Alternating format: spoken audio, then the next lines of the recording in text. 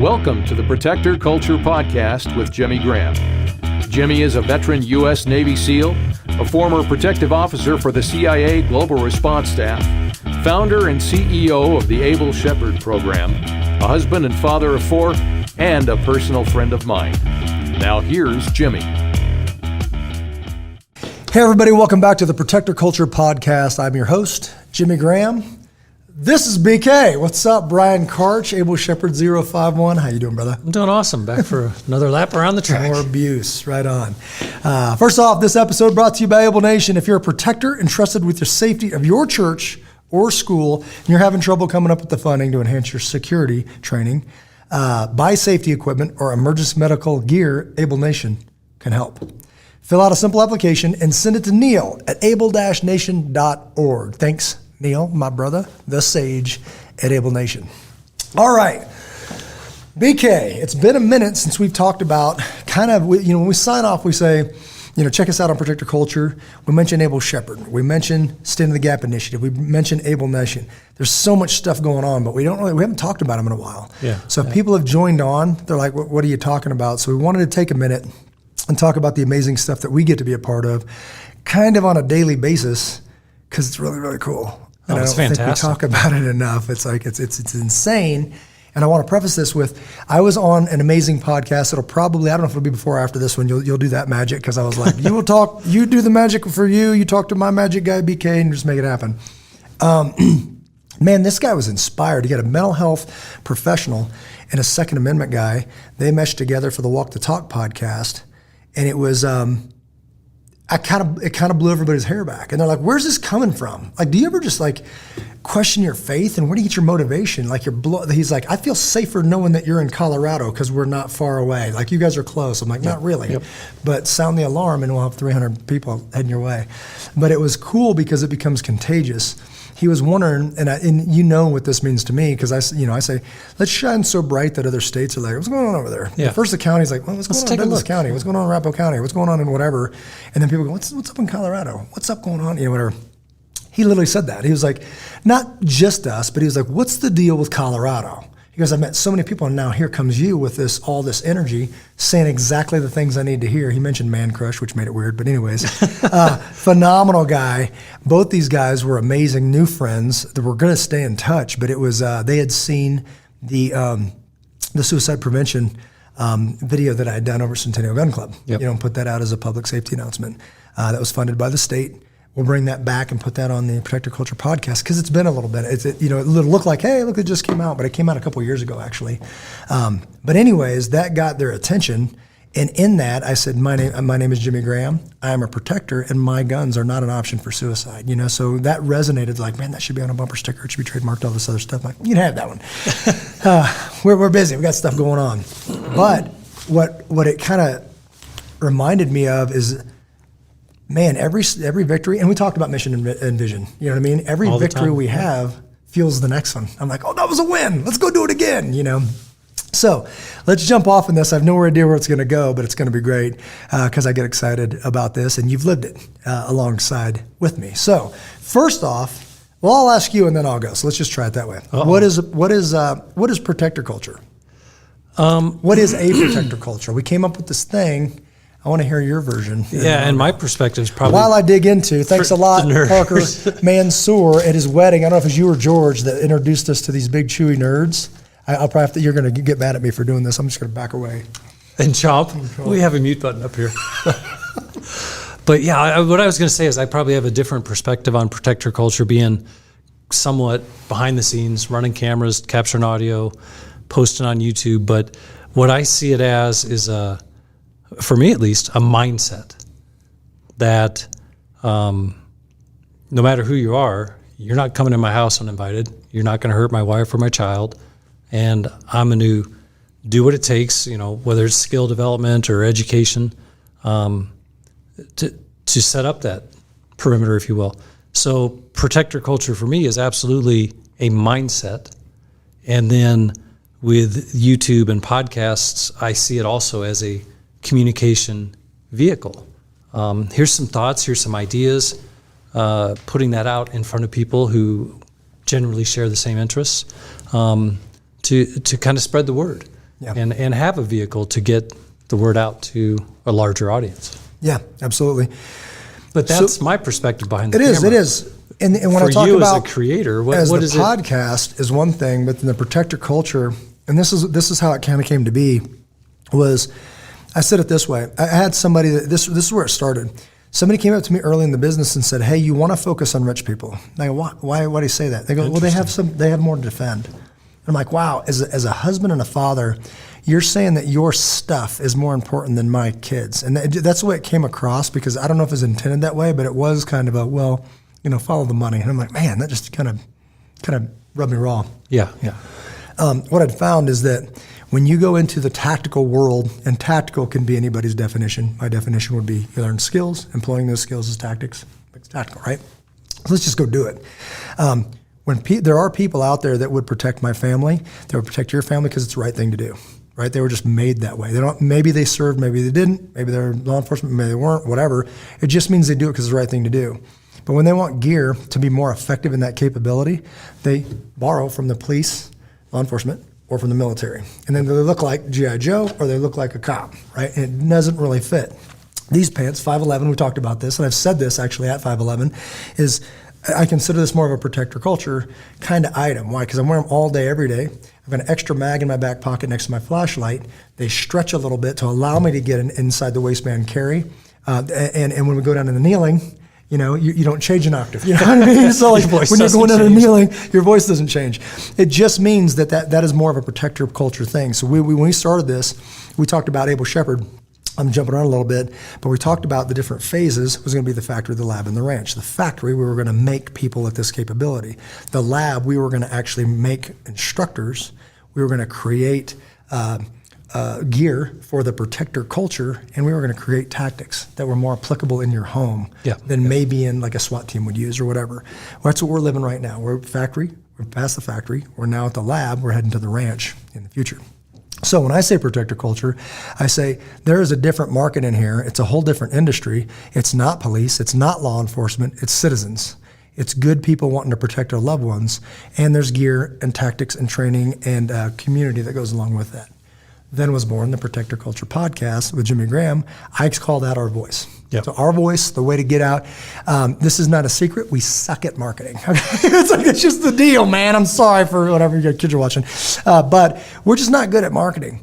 It's just not natural for us. We're getting better and we're learning some stuff. Sure. It's just, man, to be natural for me to sit here and talk to you is as natural as breathing, right? Because that's what we do anyway. It just means if we can sit here and talk, people just started caring about what we had to say, so they started watching. Yeah. So are we huge? Nah. Are we Joe Rogan? Nah. But do we know what we're doing? Yeah. Are we leading the industry? Yeah. Are people noticing us? Yes. And it's genuine. I think it's original and it's helping people. Yeah. And what I really like is it's, to me, it centers around the family, the house, the community. So it's, in previous episodes, you talked about start local, start small, and grow it. And that's one of the many things I appreciate about it, is that it's very family first, faith-based. It's just good people. Yeah. Not to get real crazy, when we talk about protectors versus predators, it would be the opposite. Some people, and not on a predator level, but people, I've heard somebody recently, it'll come to me in a second. Some people are consumers. Some people give because it's the right thing to do. Like everything for the next 2 hours, I'm just going to pour into you, whatever. Some people are consumers. Like when they leave, you feel like you're less. They took some of your happiness. You know what I mean? I'm like, man. So that culture that I am absolutely enjoying is when people genuinely care about other people. It's addictive. It's kind of addictive. It's contagious. It's contagious, and it just kind of spreads, and it's super cool. Like the story I told you before we rolled here. Well, and I think a common thread is when people come into Able Shepherd for training, let's just, for visualization, say the glass is half full. It's been a long day. You get beat up at work. Traffic was traffic. But when you leave here, the cup overflows. Yeah. It's endless energy, positive energy. It's just a lot of people having a lot of fun. Yeah. And building a good skill set. Yeah. And everybody, we have a rule. everyone leaves here better every single time, including the staff. It means everybody. True. Like I learn every night. I just taught in there, got my head all beat in, whatever we were teaching. These guys are coming out and smacking me, and I got this protective equipment. It's fun for me to still get in and mix it up. It's kind of like the guy with the big hat that's got to make all these decisions and all this stuff. I still love jumping in there and doing this stuff because of the way you just saw those guys leave. Yeah. People don't want to leave. They're hanging out in the foyer talking for, it's like, it's just good stuff. And it's a safe place. There's safe spaces, there's safe people, there's these books out, all this stuff. But it just means, like what that guy said to me, on the podcast the other night. He's like, I'm safe for just knowing you. Like I feel like this is a safe place for me to sit and talk to you. And I'm like, man, that's super cool because that's what we want. That's what we actually aspire to, and we actually enforce it. Saying, hey man, not here. I don't know how many times I've had that conversation. It's exhausting sometimes. I'm like, hey brother, cool, but not here. I'll tell you a story. I don't know if I've mentioned it before, but when I first started 3+ years ago, caught up in the excitement. It was, a deer, bright-eyed, bushy-tailed, whatever the phrase may be. And I remember going to my local King Supers, and when I pulled in, saw my parking space, and I looked over to the left, this pickup truck had the Able Shepherd Crook and Shield. What? Instantly I knew I'm safer because that guy's in this store somewhere. Yeah. You just knew it. I'm like, all right. We've gotten texts, like somebody put this on Facebook, and it was a woman driving her kids to school, and a guy was driving by, and she took a picture of the back of his pickup and said, God bless you, Able Shepherd, wherever you're going, we're safer. I'm like, what? This is cool. How about the drive-through story? Oh, yeah. Steve Klein, our brother, is at a drive-through. And then the police picking up some food or something. Yeah, and a police officer came over. Denver PD, I think, came up, knocked on the window. And as it was told to me, Steve's sitting there waiting for his meal. The officer knocks. Thanks for what you guys do. Usually got back in his cruiser. Us doing it. Hey, brother, thank you. Yeah. Appreciate what you're doing. Thanks for being here. Thanks for your service and stuff. The fact that they have that awareness. So how did that awesome. make Steve feel? Oh, I bet he's 10 feet tall. He's like, the Macy's Day you're Parade. You're welcome. Hey. and man, whoever that officer was, and I hope you're listening to this, man, that was a big deal. It was a guy that is just a patriotic, just good American that's done his deal. He supports law enforcement, supports the military, pays his taxes, just whatever, loves his country. You just made his day, because he aspired to do something better, and he achieved a level of a skill set. And then put that on his vehicle because he's proud of it. You could be, and he earned it. You could be kind of a jerk about it and be like, "You think you're all that stuff," or just saying thank you. This guy's committed to being better and making our community safer. So I really appreciate that. So thank you. Okay, moving on. Able Shepherd, your turn. We've talked about it a few. What is Able Shepherd? Well, so if we have Protector Culture podcast as the communication vehicle. Where I see Able Shepherd is certainly, for me personally, the training arm. So here I am as an individual. I have a stated desire to protect my wife, my family, my surroundings, if I'm traveling down with mom and dad or something. So I come into Able Shepherd thinking, I'm going to learn how to, shoot guns, be accurate. And then my mind is just blown away within probably 2 sessions. Once you start realizing the fiber that these people are made with, the instructors, yourself, Skip, Parker, Eric, Pete, the friendships, the bonds that you develop are so much more than a little 9mm round going downrange. Yeah. And all of a sudden you have this energy filling you up. You're having fun doing something that some people think is really enjoyable. Yeah. And then you're taking some scattered skill sets, at least for me, compiling them, making them into a strong foundation that you can build upon. So now I know when I'm in my house, and we just had it 2 weeks ago, all that snow. Yeah. Some of the snow started sliding off the roof, and wife looks over and says, "What the heck was that?" And I'm like, grab a flashlight and go find out. So impromptu house clearing, but having the individual skills, and then knowing, you mentioned earlier in the podcast, if something happened, there's 300 people waiting to help. Now when you get into a group dynamic and you have the group that knows how to work, move, and communicate as a team and have practiced it, I don't know what you call it in your previous career, force multiplier, whatever it may be. Now you have a group of 3 or 4 people that can be tremendously effective. Yeah. Whether it be going into an unknown facility, helping somebody out, getting them out if they're injured, stop the bleed training, CPR training, tourniquets, first aid kits, practical applications. This is what you're probably going to run across. I remember a story from a couple years ago. I think Mike Davies was driving home from somewhere. Yeah. Rollover accident. And South Carolina. He's driving to South Carolina. 16-year-old, Major League Baseball prospect has half an arm hanging on because the vehicle rolled over and dang near chopped it off, and he whipped out a tourniquet and saved the kid's arm. Yeah. So it's not, pie in the sky, Probably saved his life because it was like 25 minutes before, anybody got there. They're in a remote location on a highway. And I think one thing you've drilled into me certainly is you're your own first responder. Yeah. So it's no surprise every one of our vehicles has a first aid kit or trauma kit. And we all know how to use them. So that Able Shepherd for me, it's the community, it's the people.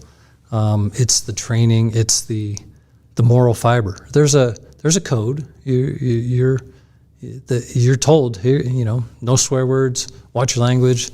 So it's just positive. I don't know how to explain it other than it really the cup overflows. So that's Able Shepherd for me as a participant. So core values: honor, integrity, accountability. I just updated this because they asked me to. Is honor, I put show respect, be nobly worthy of respect.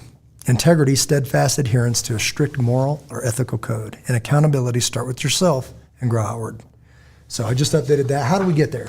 So you know this. We call it the USA standard. We hand this out. This is the deal. This is the secret sauce. If you're like, oh, what are they doing over there? This is it. So no secrets. Here we go.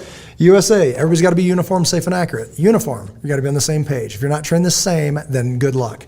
Safe, you got to be safe with a firearm or you got no business owning one. Accurate, you got to be accurate under pressure. So we talk about that. You think about GRS, just some of my background with the CIA Global Response Staff. You've got a melting pot of SEALs, Force Recon Marines, you got Army Rangers, you got Special Forces, you got all these other dudes, and they've all got a training. They all got a way to do it. Opinions, tactics are like whatever. Everybody's got them. Everybody's got one. So it just means you must say, this is the way we train, period. And if you don't like it, go train somewhere else. And when they do, and they stick around and they put the time in and say, it's not exactly the way I learned, but I can adapt, you land at a place where everybody's safer, period. That's the deal. So because this is a private business, I can enforce it. And once I did, nobody's been able to say this is not the way to do it. Nobody's even tried. They're like, this is amazing. And this isn't beginners. These are some special operations guys have been through and said, I've never felt safer in my life, never felt more capable of protecting my family. That means a lot. Yep. So phase schedule.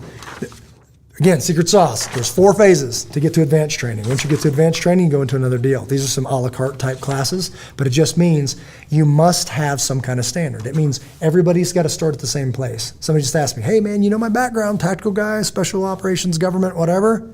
That's POP. great. Why don't you Awesome. start with POP? Yeah. It just means if we're all going to be on the same page, we all have to go down the same road. Once you travel the road, you go, got it. Now, if you've got more skill set, you're probably going to go through smoother. And if you don't, you might get paused. You might get held up right here at this first test, or the second test, or the third test. But these skills, I've never had somebody that knows what they're talking about say, you know what? You don't need to know how to shoot with a flashlight. I'm like, that's so. Whatever. My basement's dark. I know, right? In the middle of noon, whatever. It just means entries, postures, stress, flashlight, pistol postures, concealed draw, basic movement. These are the pieces that you need to be successful. And then again, we give this away when we go and talk about the defend modules. Run, hide, fight was a good place to start, but it's lacking. So it says the first part of the defend module says the situational dictate to order these modules. It means you don't get to pick what happens. You don't get to pick if you run or hide or fight. You turn the corner and a guy's looking at you, stabbing a little girl, you got to fight, right? You might not have an opportunity to run or hide. So you got to know how to do it. So we call it it's an acrostic, so it's DEFEND. Defense, evacuate, fortify, emergency medical aid, notify others in your immediate area, and dial 911. That's the deal. If you know this, and like I said, I have sent this across the country to SEAL team buddies, to schools, to churches, to anybody. Castle Rock PD, Douglas County, I've said, hey guys, you might want to consider this. If you know these, at least know that you don't have to memorize them, you just got to know them. Yep. Because when they have to pick, you must have the tools to be successful. Nobody can tell you what to do because it's going to be different for every single person. This fortify for somebody might get them killed, but it might be the best thing for another person. They have to make the decision, but you have to give them the tools to be successful. How'd you say it last one? But wait, there's more. It slices, it dices. What do schools look like in the future? we've taken a stab at that. I presented this to politicians, to potential investors about private Christian schools in the future. Why you say Christians? Primarily because a private school doesn't have as much red tape. They can just do what works. So if we can prove to them that we can provide a 30-second response time that is free. That's a different thing. It's a different concept, but it will actually work. So we've taken steps to say that. Unfortunately, we're going to have people's attention when it's kind of, too late. When it's too late and people are hurt. And then the thing I liked about the sketch, the drawing, is once again it ties in the community, because yes, it's a school, it's a church at heart, but on the perimeter is retail shops. That's right.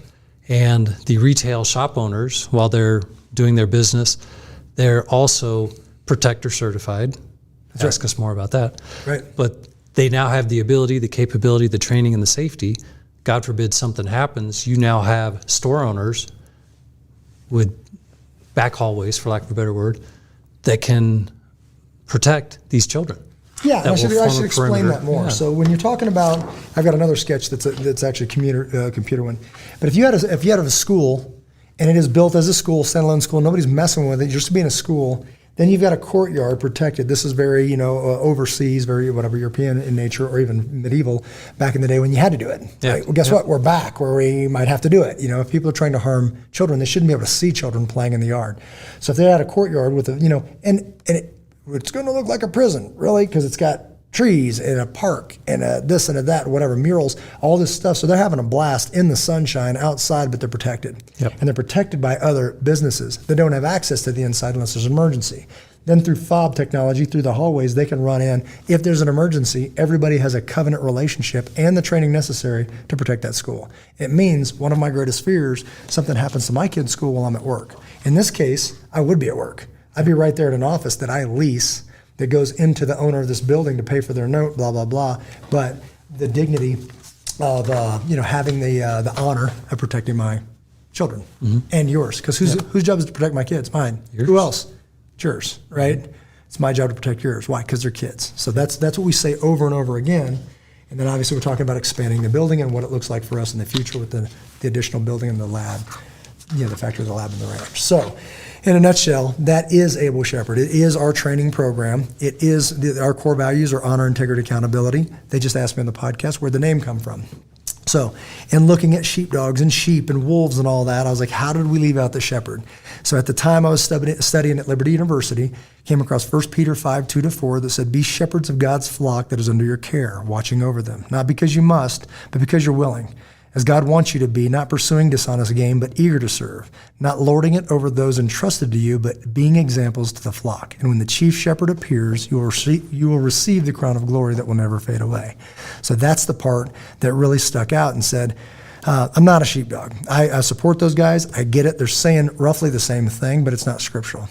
I'm a shepherd. Yep. Right? I was born a shepherd. That's the way. And I tell people, if you're a protector, if you're a shepherd, if you're part of that protector culture, when I introduce you to your DNA, it's going to be familiar. You're going to like that guy.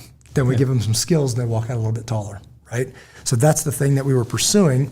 When people make it into the advanced training, as you know, because you're there, Able Shepherd 051, and they're carrying that coin. Where's your coin at? It's in my bag. Oh! It's with my equipment. You know what that means. Yeah. Next beer's on me. Yeah, the coin. I'm 001. We just handed out, I think, 168. Yep. Something like that. So we got 168 people that made it to advanced training. Out of 300 plus people, 160 something are in advanced training. Meaning advanced training, our phase 2 is advanced training. Yeah. If you talk about like what's available out there, what we do in phase 2 is advanced training, doing entries with the pistol and shooting people, like with training munition. That's advanced training. You can't really find it anywhere to that level in this state, probably in the nation. But it just means, other than law enforcement, obviously, and special operations, stuff like that. So when they make it advanced training, Psalm 78:72 marks that thing and says, now you've kind of made it to a level. You have aspired to this and achieved this. Psalm 78:72 says, and David shepherded them with integrity of heart, with skillful hands he led them. We've talked many times about, wow, I love that the integrity of heart is before skillful hands. Yep. If you don't forge in integrity, what are you doing? Now all of a sudden you're talking about training people that probably have no business doing this stuff. So it's a big deal, and we model it. The best way we can enforce that, and quite frankly, you can't enforce it and say it's illegal for you to train here. But we do. Look, I have removed people from this program. Yep. It's not, I don't like doing it. It's just my job. So I don't think of it as I'm picking on them. I'm protecting everybody else and the integrity of this program. So that's just the way it is. What about Stand in the Gap initiative? First you go, then I'll go. Wow. Lead off batter here tonight. So, I'm sorry, can I back up for a second? Yes, you can. You said the community. What about the community? So you said about Able Shepherd community. What have we done? Oh my gosh. No, it dawned on me that we do cool stuff all the time, and it fuels me. It truly does. So I don't run out of energy because, one, I'm living my calling, and two, we talked about, and this in the podcast, that last one about the mission and the vision. Man, I was getting kind of tired of this never-ending mission, right? And then I was explaining to me on the Andy Stanley podcast and Andy Stanley podcast, there's a vision that we're heading towards, and these missions need to be start, stopped, and celebrated. Start, stop, debrief, start, stop, pivoted, learn from, all that. And all of a sudden that caused more celebration. This weekend was a celebration. Oh, it's fantastic. On top of the incline at Castle Rock. I'm working out last week, and I said, you know what? I want to make Easter a bigger deal in my family. So I invited the town, basically, to stand on top of the incline, to look over the valley of Castle Rock as the sun comes up on Easter morning. I asked a buddy of mine that's a pastor, Brian Fields, thank you, brother. He came out and prayed right at sunup. And it was quick. It was get up the top, sun comes up, I'm holding my family, he prays, I bid everybody a good day, down the hill for coffee. We got a generator running, there's piping hot coffee at the bottom. We sat there and ran a drive-through, just free coffee. And you didn't sleep till Tuesday after all that coffee. I drank so much coffee. We had 4 gallons of coffee. I'm like, can't throw it out. That's just free. No, that was a fantastic experience, so thank you. I've never participated in an Easter sunrise or I've gone to Easter service and all, but it was pretty magical, pulling up in the dark. He calls it a hill. I call it 200 stairs to, boy, I don't know. You start seeing things after about stair 160. There's not enough You're hallucinating around 175. You get up there, and right when you take a deep breath, you're looking at the sunrise. And you get to the top of this hill, and gorgeous, majestic view over the Castle Rock Valley, I-25, looking to the east, and just a magical moment. The sun comes up over the horizon, and you feel an energy in the air. Yeah. You realize, like, I've just been saved. He has risen. And I got goosebumps talking about it. And it was a fantastic experience, and it was right about the time I got my breath back. So, so if we can back up, you know what, I'll save that for Able Nation. We'll talk about the motorcycle ride. We'll talk about the gala. We'll talk about all that stuff. So where were we? Stand in the Gap. Stand in the Gap initiative. So the way I see it, the way I interpret it is we're building a strong foundation for a house, let's just say. And we have the vehicle to communicate with Protector Culture. We have the training to protect our friends, family, loved ones with Able Shepherd. And now I feel like we're expanding that circle, that sphere of influence, into Stand in the Gap, which to me is more neighborhood, more community, more locally based. So I happen to live, let's just say, dead center of Highlands Ranch. There's probably, off the top of my head, 8 to 10 people that I have on a list that they may have supplies at their house. And, you know, my wife kind of questioned it. She's like, what are we doing here? And I was like, well, practical things. If we live behind a big field, if a fire comes through that field and we have to get out of the house, we've got a place to go. Yeah. If we have a water main break, 3 to 5 days for the city to fix it, we've got a place to go. We've got preparations, jackets, boots, whatever it may be. So I see the Stand in the Gap being expanding our sphere of influence, taking our training, taking our friendships, taking our community, and expanding, gosh, I don't know, that love, that vibe, that feeling, and helping others. Now, some of these people may or may not be in the Able Shepherd program. So you're leading by example, you're helping them prepare or just have a mindset that, if this happens, at least I've thought about it. Yeah. So I see it as a way to expand our influence to people who may or may not be firearms friendly or who are not in the advanced training with Able Shepherd. Yeah. So I see that as taking a strong foundation and expanding upon it, building upon it. Well said. So basically, I wrote our grassroots local movement to save America, one family at a time, meaning grassroots are going to be a local thing, and we say to enhance your capability, readiness, and organization. So as you know, Don Jones, Brad Schuler, so many people invested their time to really learn about this stuff and make it small, chewable bites for the rest of the community. And if you want to know what to do, watch this video, because it's for free, and it was on there, right? So all of these resources that are put on there, and we went out and just really were being obedient. We felt called to go out and just educate people. Yeah. So we did, and I'll be quite honest. We all want the explosion. We want, like, yes, somebody stood up and it saved their life and all, whatever. And there were 1,000 people, and we did it, and it was cool, and it was like, that was pretty cool. And then I was like, God, I kind of thought it'd be bigger. I thought there was going to be a bigger thing. Now that's happening. So now a church just came to us. I've met many, many amazing people that are now starting these other things. We're kicking off the local meetings again, and we're going up on the 23rd of April because we got called up to Applewood Baptist up north. We don't usually go up north. This is a South Denver thing. They called us, said, we need your program. We need to basically, we kind of lost a little bit of juice. We need a little push. We talked to these guys for, 30 minutes. They're beaming. They're ready to go. They're, let's do this, man. So we're going to be up there, and they're probably the biggest one we've ever had. So it's super cool because we helped them come alive. And all they needed was a push. They didn't lose their vision. They just lost a little steam, right? So we just need a little bit of a nudge. Breath of fresh air. To say, we got you. Cool. So that's pretty awesome. So check that out, Readiness Capability Organization. But like we said, local. Then what's Able Nation? So we go outboard, like you said about your concentric rings. We talked about local. What about nationally? What about bigger than us? So Able Nation, able-nation.org. Yep. What I know about it, 501c3, and I may have some of the numbers in the wrong spot. No, that's correct. So it's set up as a not-for-profit to accept financial donations. And the output of that would be, in my opinion, say churches, civic groups, schools who may have a need to have somebody come out and assess a situation. Hey, I've got this building. If something were to happen, how do I get in? How do I get out? Mm-hmm. We did an exercise a couple years ago at a school down in Castle Rock where the kids and the teachers were all briefed. If this happens, you go up into what I called the bird's nest. It was upstairs.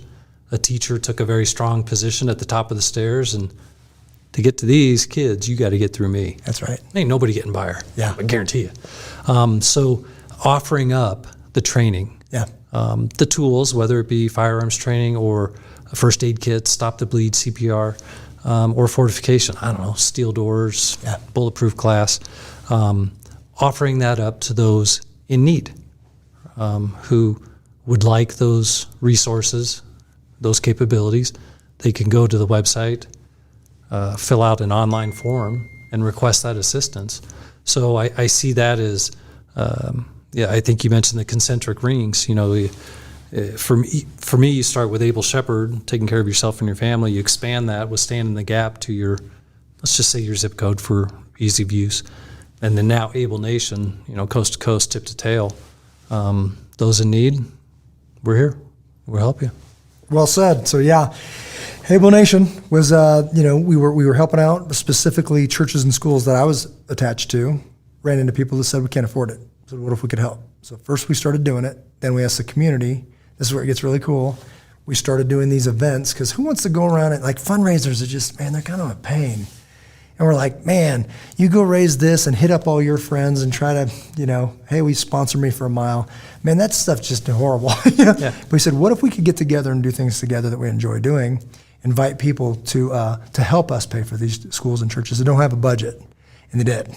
So it absolutely worked. About somewhere around $45,000-$50,000 a pop every time we've done something. We did a gala. We did a motorcycle ride across the Northwest. We did all the stuff that we're doing is working. So it's bonding us together, which is, by the way, the best thing you could possibly have in a crisis is a human being. It's not pork chops, it's not bullets, it's not guns, all that stuff. Those things matter, but a human being is going to do things that you couldn't. You remember things you forgot. And have a skill set you don't. So that's what we do. That's what we do. It brings us all together. while we raise money. And then when we give it away, it's like, man, this doesn't get any better. I had fun doing this. We did this as a community. And now that school's safer because we went out and we're just being us. And so I thought it was fantastic. We there's a trailer with a vinyl wrap on it, Able Nation, and a 2-week motorcycle ride pretty much around the western U.S. And we were at some gas station. And nobody knew who this guy was. He walks up. He's like, "What's on the trailer?" And told him the story. And the old man teared up, reached into his wallet. $10, $20. The money doesn't matter, but he believed in it enough. He's like, "I love what you guys are doing. Keep up the great work." That's awesome. And what a fantastic memory that was created through Able Nation. I've got a cool collage. It's just living on my computer. I've never printed it. I should. And it's just me or somebody, because it's not just me all the time. I say, "Can you do me a favor? Can you run up to such and such representing Able Nation and hand over this $300 trauma kit?" Yeah. So all we really ask, and it's not like a demand, we just say, "Do you mind if we get a picture in front of your sign shaking your hand?" So we just hand it to them. "Hey, take a picture," and then we're off. But in some way, that church was safer. And if they don't know how to use it, we can actually help there. We can actually provide training. We have instructors and all this other stuff. So it's pretty cool that we just give it up and we walk away around here, So that motorcycle ride, again, it's hard to describe to people that weren't there, but once you do these things, and we talked about this, I'm trying to figure out this tool of how do we get more people to do this. And, I've got my vision about Green Pen First, this organization that I'm putting together, saying we make you make memories. Like, I've heard too many people saying they grow up so fast, Jimmy. They grow up so fast. You're gonna blink and they're gonna be like that. So my vision is really facilitating this. But every time we facilitate one of those and help with it, I want pictures. I want a picture on the wall. To eventually, in a couple of years, I'm gonna walk down that hallway and there's hundreds, and I can literally go by and look at my kids and your kids and whoever's kids, and they get older and older and older, and we got to facilitate that. So I'm pretty excited about that. Cool. All right. So we should probably wrap it up. So if there was any question about protector culture, about Able Shepherd, about Stand the Gap Initiative, about Able Nation, I think we put that to rest.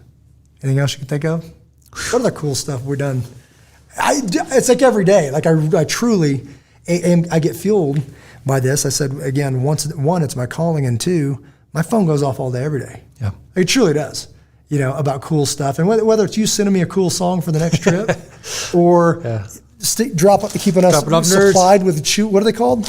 Big chewy nerds, like it's crack. So don't even mess with them. If you try it once, then it's on.